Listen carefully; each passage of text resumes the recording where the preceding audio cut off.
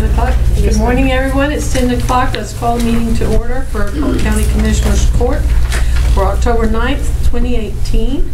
At this time, we're going to ask Mr. Gerald Morris with First United Pentecostal Church to lead us in prayer.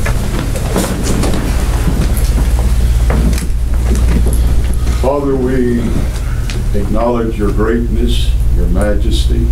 We're thankful for the opportunity to come before you and ask for your guidance and your help. We very willingly acknowledge that we cannot stand alone. We need direction. Our nation, our state, our county, you are the King of Kings, you are the Lord of Lords. And we remind ourselves that a people who forget you shall be turned away from you. So we never want to turn our back to you. We ask that you would give wisdom. We ask that you would give direction. We ask that you would bring us together to where we can walk forward. And in the end, your name will be praised. We thank you for your blessings and your kindness. And we want to give honor to your great and holy name. In Jesus' name we pray. Amen. Amen. Amen. Thank you. Mr. Johnson's not here today, so join me in the pledge. I pledge allegiance to the flag of the United States of America and to the republic for which it stands, one nation, under God, indivisible, with liberty and justice for all. Attention to the Texas flag. Honor the Texas flag. I pledge allegiance to thee, Texas, one state, under God, one and indivisible. Thank you, everybody.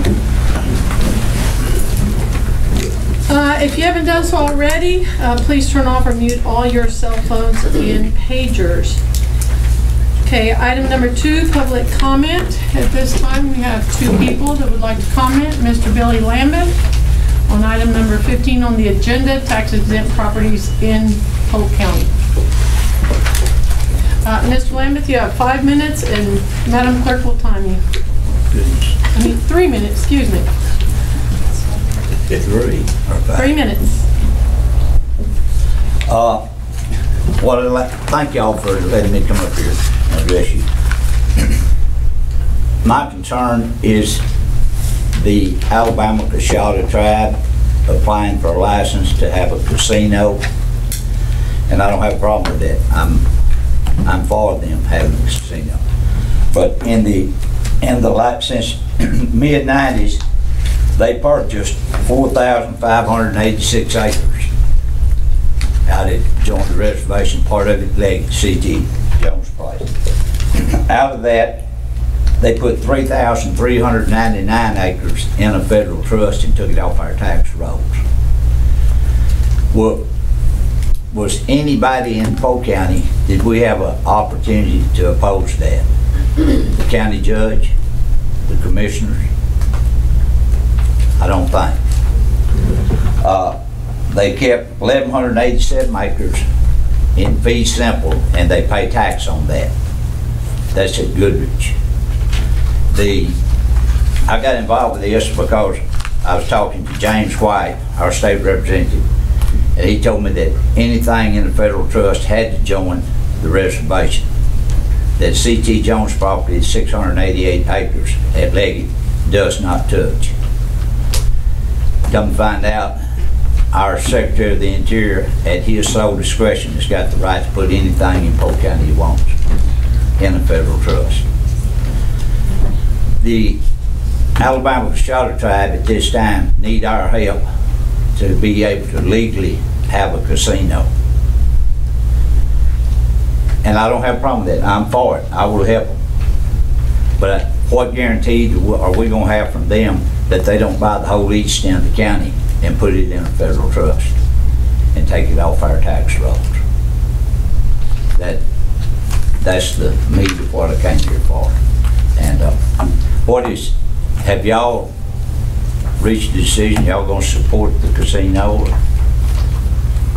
I'll answer that. We did send a letter of support for the economic development out at the Indian Reservation. That is correct. We have already done that. As far as your question that you asked before about what previous discussion there had been on the court, I can't answer to that.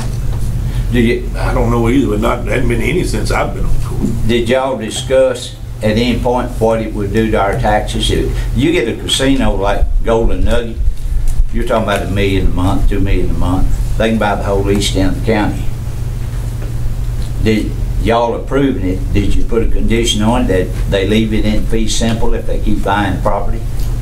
Or we're gonna suffer the taxes? That decision on what they do with their property is up to the Secretary of the Department of Interior. And our Entirely. Congressman Babbitt.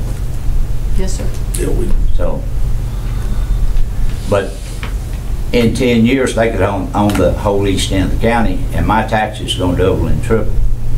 And the 3,900 acres, Tommy, that biggest part that's in your jurisdiction. Do you stop when you get there, or do you go and grade their roads? We go through there just like we do on everybody else's property, just like through your property and everybody else's property. But they're not paying any tax. Have they bought you any fuel? Nope. Grader blades? Nope. So they get a free ride? Not necessarily. I think we collect some sales tax off them that purchase things in this county. Off of the reservation? People that live on that reservation purchase things in this county. Yeah. Anybody that stops and buys the soda water in town's a taxpayer. Yeah. Okay, Mr. Lameth, we appreciate it. Thank you very much. I And the court will understand. take it into consideration. Thank you. Thank you. Okay, our next speaker is Joanne Matisse with the Alabama-Shah Tribe, also speaking on item number 15.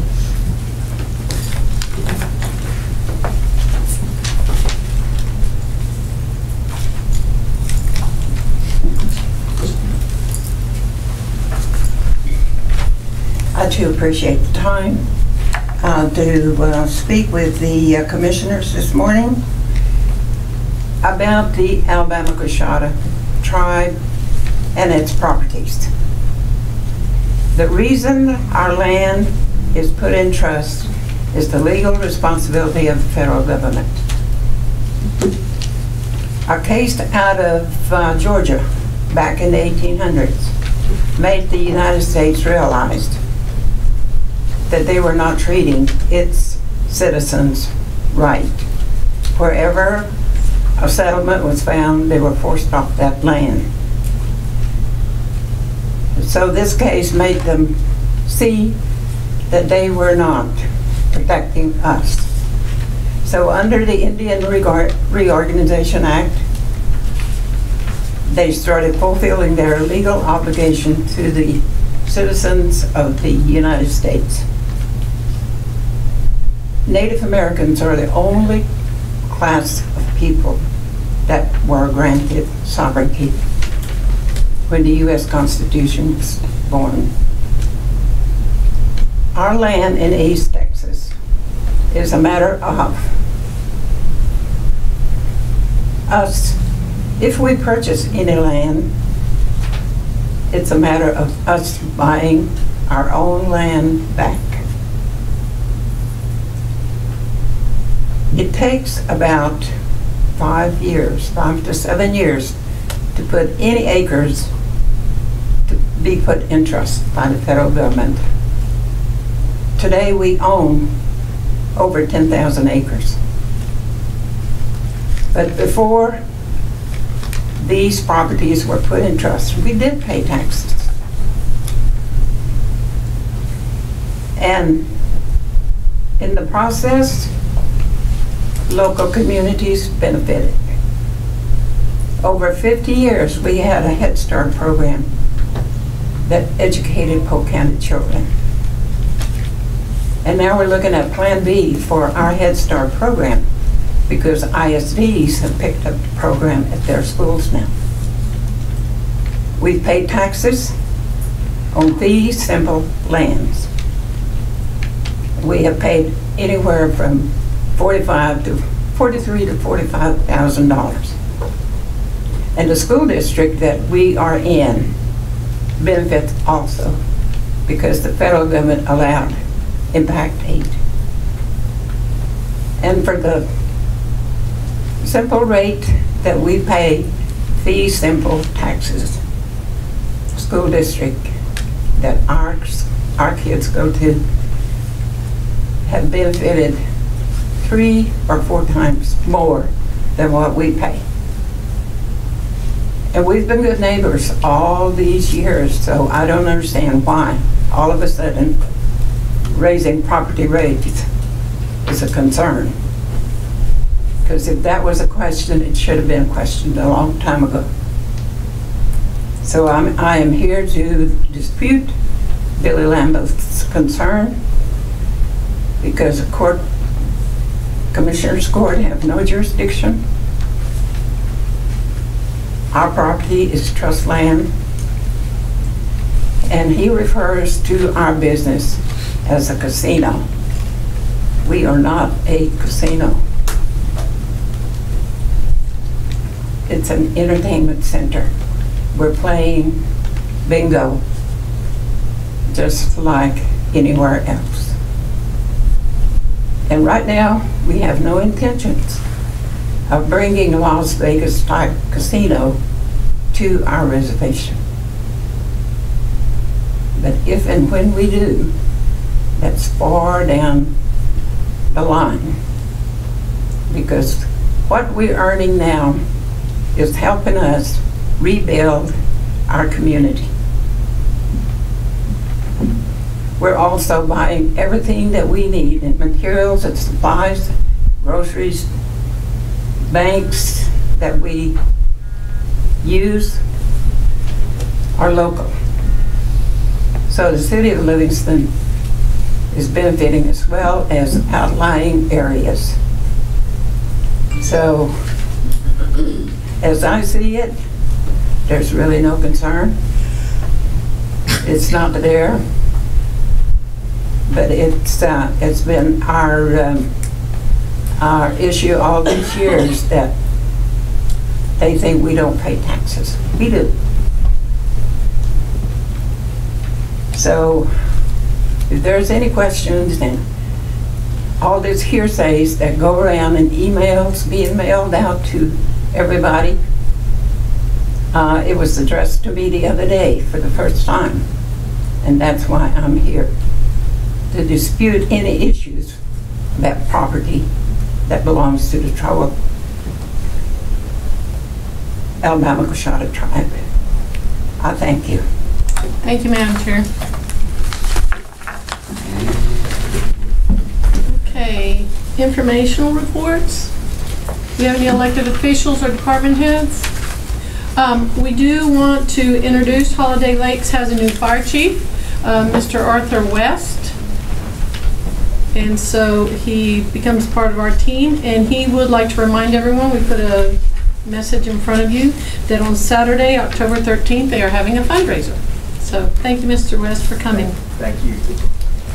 Okay, old business that was tabled from the last meeting. Approve the minutes of the previous meetings, which was September 11th, 2018, for the special meeting. And Madam Clerk has asked for us to table the regular meeting minutes.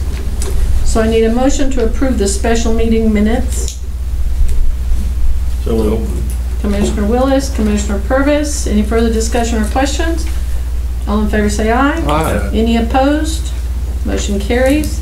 And then I need a motion to table the regular meeting. So moved. Commissioner Overstreet, second Commissioner Vincent.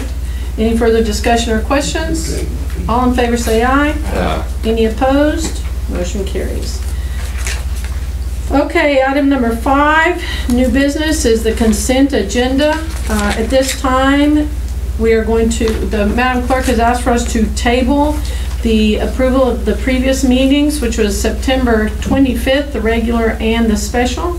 So I need a motion to table. So moved.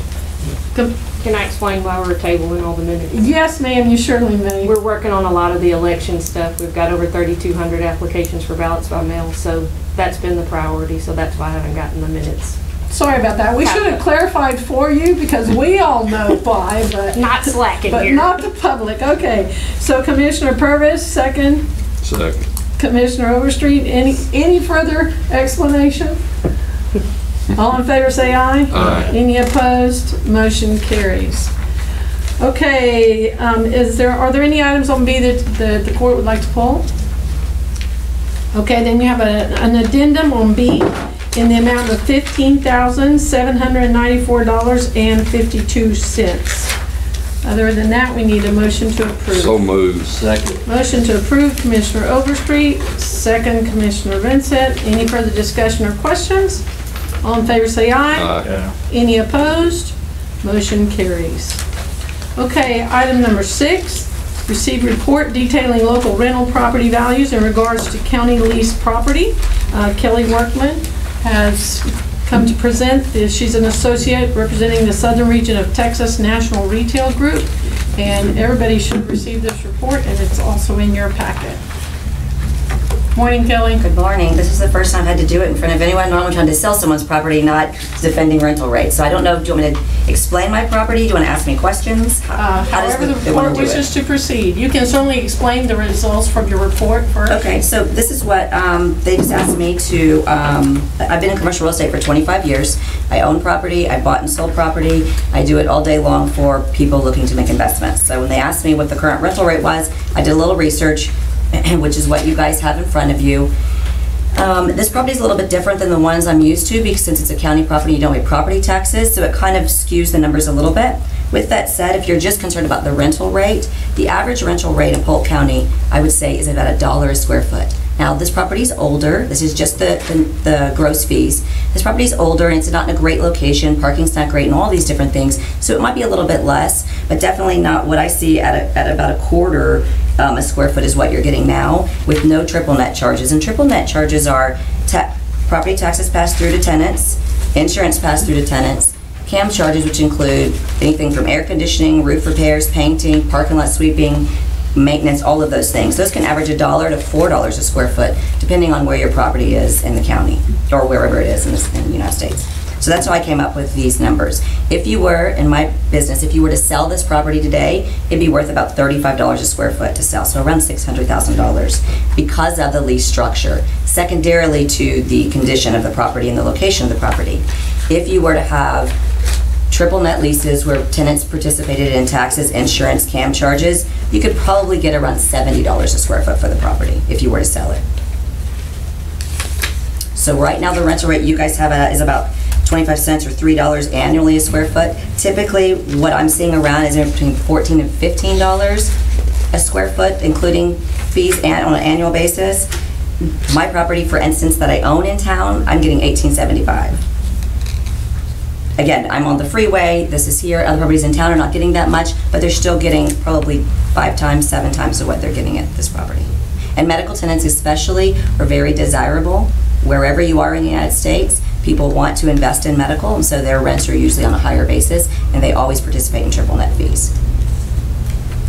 Could you tell us again what the triple net includes? Insurance, yeah, taxes? It varies. It could be, taxes and insurance, and then your CAM charges, which are anything from roof repairs to air conditioning repairs, parking lot sweeping, lawn maintenance, trash service, painting the building, whatever maintenance might be required of the facility, typically passed through to tenants.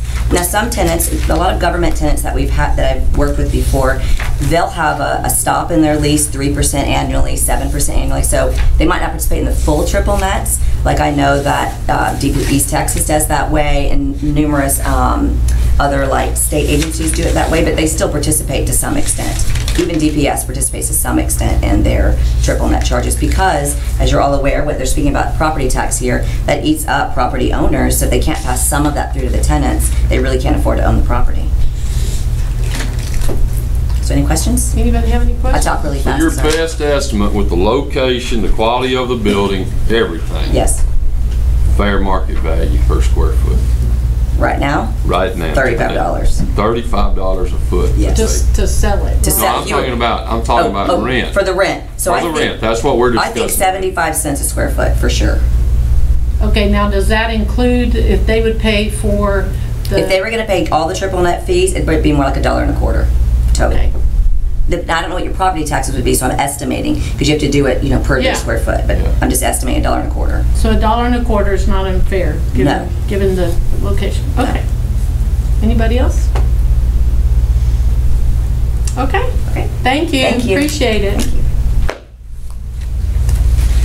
Okay, that was just for your information, for your review, since we have some properties that are coming up for lease or sale or whatever. So, thanks, Kelly. If you wish to leave, that would be fine. Thank you very much. Thanks. We appreciate it. Thank you.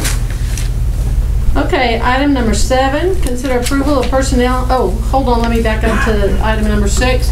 So what we're going to do is today, we're going to release the information because the request of the court was to go ahead and go out for RFPs for that property. And so today we will send the information out and provide it to anyone that has shown an interest. And so it will go in for proposals. Okay, item number 7, consider approval of personnel matters as follows. You have the whole shebang of PAFs that were submitted. Review and consideration of personnel action form requests submitted since the last meeting. And review of any authorized emergency hiring. There were no emergency hires.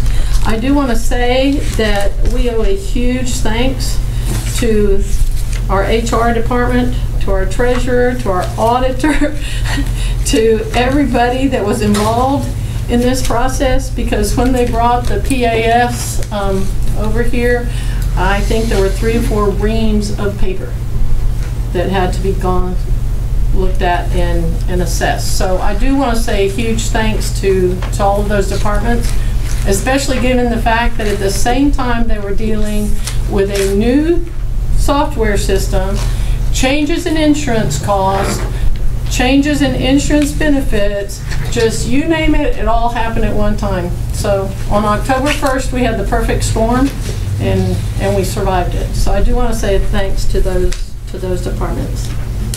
Okay, I need a motion to approve those. So moved. Second. Approved Commissioner Purvis, second Commissioner Vincent. Any further discussion or questions? Nope. Okay, all in favor say aye. Aye. Any opposed? Motion carries. Item number 8, consider request for capital purchases to be paid from fund balance and included on the FY 2019 reimbursement resolution for year-end issuance of legally authorized debt as follows. A, consider approval of information technology request for purchase of computers in the amount of $32,225.52 out of general fund balance as listed on the capital purchase projections of the FY 2019 budget. So these were already approved on our capital projections. Can I have a motion? So moved. Commissioner Willis, second Commissioner Vincent. Any further discussion or questions? All in favor say aye. Aye. Any opposed? Motion carries. Item B, consider approval of jail request for purchase of washer dryer in the amount of $26,290 out of general fund balance. This also was listed on capital purchase projections for the FY 2019 budget and previously approved by the court. So moved. Second. Motion Commissioner Willis, second Commissioner Overstreet. Any further discussion or questions? All in favor say aye. Aye. Any opposed? Motion carries. Okay, item number 9, consider approval of offers to purchase tax foreclosed properties as follows. Precinct 2, Commissioner Vincent. Sale. I'm taking that as a motion. Second. Ma'am. Second, Commissioner Purvis. Any further discussion or questions? All in favor say aye. Aye. Any opposed? Motion carries. Item number 10, received Constable Warrant Service Program Quarterly Report for the period ending September 30th, 2018. A summary of the warrant service was put in your packets for each of the constables as previously set by the court. Any discussion on those? Motion? So moved. Motion to approve, Commissioner Willis, second Commissioner Vincent. Any discussion or questions? All in favor say aye. Aye. Any opposed? Motion carries. Okay, item number 11, discuss and consider any all necessary action regarding employee evaluations for department heads. Basically, historically, what has happened since I've been participating in this is that our department heads end up not really being considered or given merit increases very often. And so some of the discussion was how does the court wish to proceed with regards to doing merit increases for department heads specifically, since they fall under the court. I think in the past what we've done, if one of them was brought to mind, there was an evaluation done and a sit down with them with the court, and then we came up with a decision to proceed one way or the other. Okay, then what we have done is we have the monies available, and from the monies that were distributed, we held some of those monies so that those department heads that fell within the $50,000 or the $55,000 that were appropriated. And so what we will do is we will send out evaluation forms on all our department heads to everybody. And if you will get those back to our office, then we will compile the information and we can discuss it at the next meeting, if that's okay with everybody. So what you're saying, you're gonna send us a form out on every department head, and we're gonna evaluate them and yes, sir. Bring them back. Yes, sir. Okay. I think we need to be consistent, however we do it, we need to do it for all of them. Yeah, we don't need to just pick one or two of them out. I think we need to. Yes, sir. All of them. Okay. Everyone okay with that? Okay, so you want to make that a motion that everyone will be evaluated? Commissioner Overstreet, second Commissioner Vincent. Any further discussion or questions? All in favor say aye. Aye. Any opposed? Motion carries. Item number 12, consider action relating to possible rescheduling of the Commissioners' Court session scheduled for Tuesday, December 25th, 2018, due to the Christmas holidays. Did everyone get a look at their calendar? What does Wednesday, December the 26th look like for everybody? It's the day after that we would have normally had Commissioners' Court. I think probably maybe that Thursday, 27th. Okay. Just in case someone's out of town for Christmas or something. That's fine. Where are you going? I don't know. Probably nowhere. I'll be right here. He's got somebody. Yeah, no, I'm not going anywhere. Either that or that Friday before. Friday before, whatever. Whatever y'all think, don't matter to me. I'd really rather have it before. What's the Friday before? Carrie, do we have anything? 21st. December 21st? No, I don't believe we do.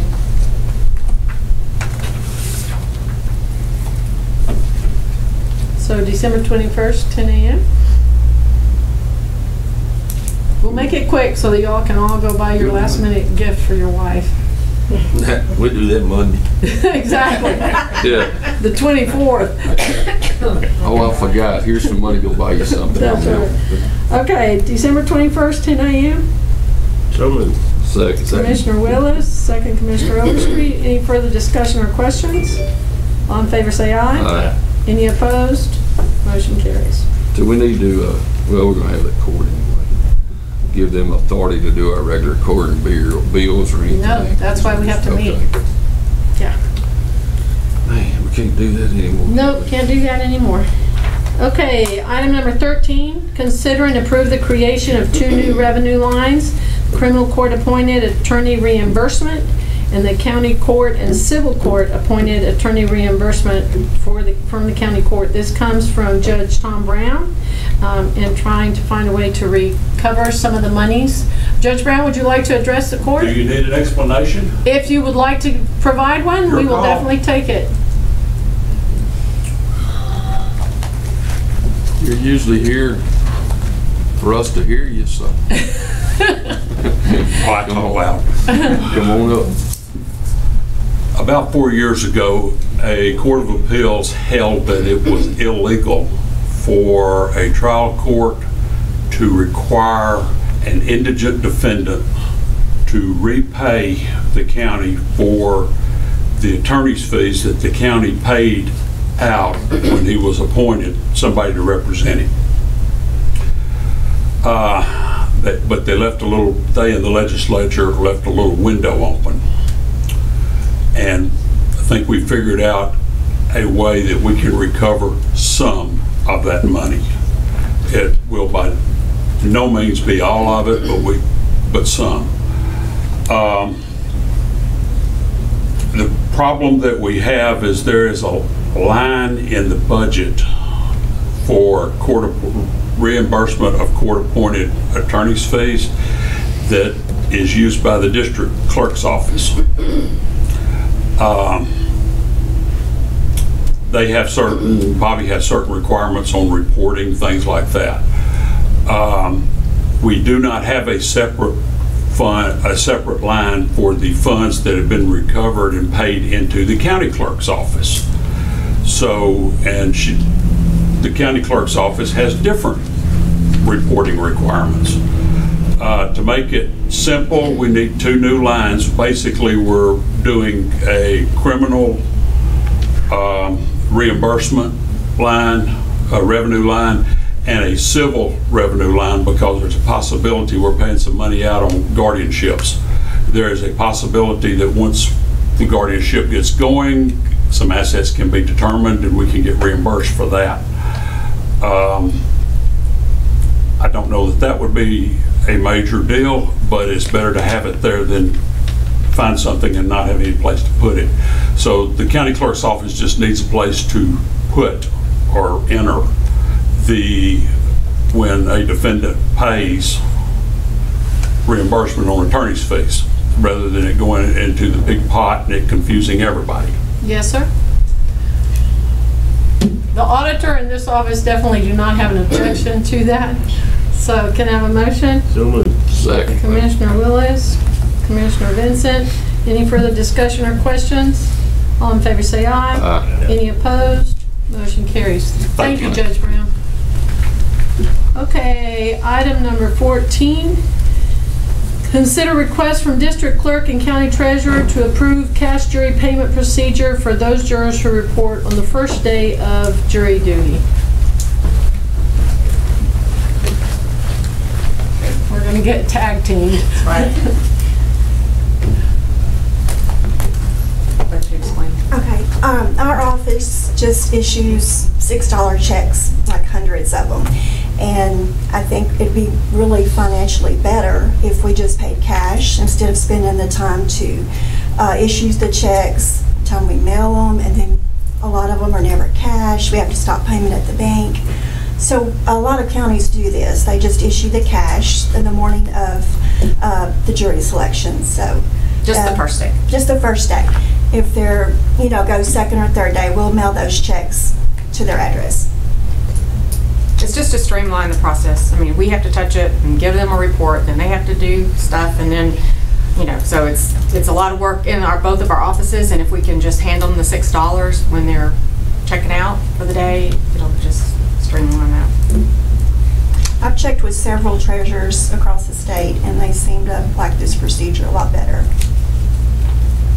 Anyone have any questions? Motion approved. We like second. Motion to approve Commissioner Overstreet. Make it work. Second, Commissioner Purvis. Make it work. Thank you. Thank you. Thank you. All in favor say aye. Aye. Any opposed? Motion carries. Okay, item number 15, discussion of certain tax exempt property in Polk County is explained by the Central Appraisal District legal opinion. We've provided that information for you all, for you to look at. And with an email from Representative White. Mr. Willis?